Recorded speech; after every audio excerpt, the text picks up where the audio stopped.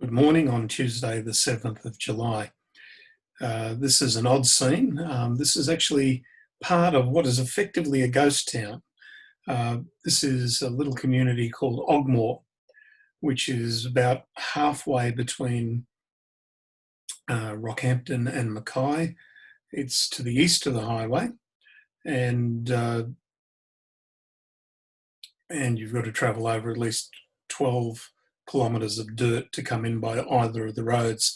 It is actually on the railway line, so behind where the camera is actually the railway line and a railway station. But this, in fact, is in the thriving metropolis of Ogmore, the post office. The post office is in a caravan, and in the hours of business are actually there. Why is it this run down? Because Ogmore used to be a mining town.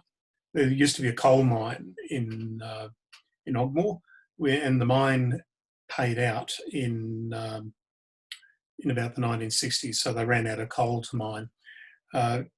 It's not far from the coast, but it's also in a region near St Lawrence where the tides are massive.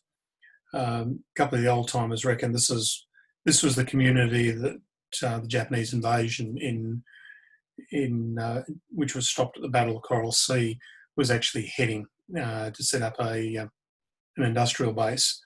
At the moment, there's only about 5 or 6 houses and a pub.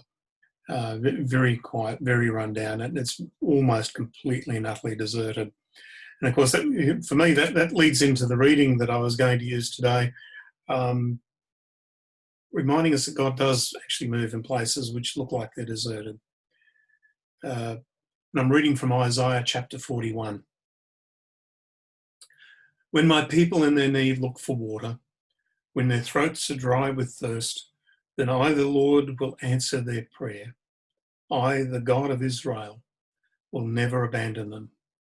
I will make rivers flow among barren hills and springs of water run in the valleys.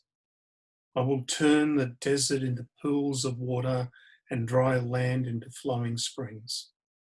I will make cedars grow in the desert and acacias and myrtles and olive trees. Forests will grow in barren land, forests of pine and juniper and cypress. People will see this and know that I, the Lord, have done it. They will come to understand that Israel's holy God has made it happen. So we're not bound by circumstances. There are times in our lives when we are hit with incredible hardness. It may be sorry business. It may be times when we really struggle with the consequences of our own sin or with other people's sin against us. Times when we lose hope, we wonder what our purpose and how we're meeting it, and have serious questions about how it is that we can possibly go on in our lives from now. When Isaiah writes, he's writing to a people who are being conquered and have had everything violently stripped away from them. And for the people who've been left behind, they're picking up the pieces. Towns have become ghost towns in their communities. Fields lie fallow, unplanted. Country that should be producing lots of food is producing nothing. And it's become a barren wasteland. For many people, that is the experience of their life and their hearts. But the promise of Isaiah, the promise God gives to Isaiah, is God would take those barren places and make them bloom.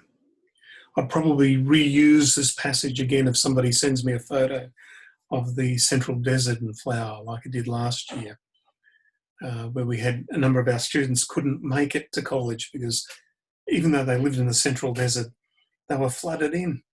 And some of the look on some people's faces when they saw, sometimes this once in a lifetime event of flowers springing to bloom after the rain. This is what God can do to you. It doesn't matter how dry your life is, how hard your life has been, or what's been taken away.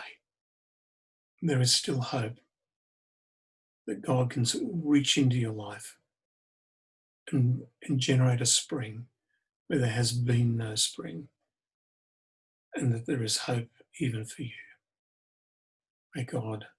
May you know that blessing from God today. I pray in Jesus' name. Amen.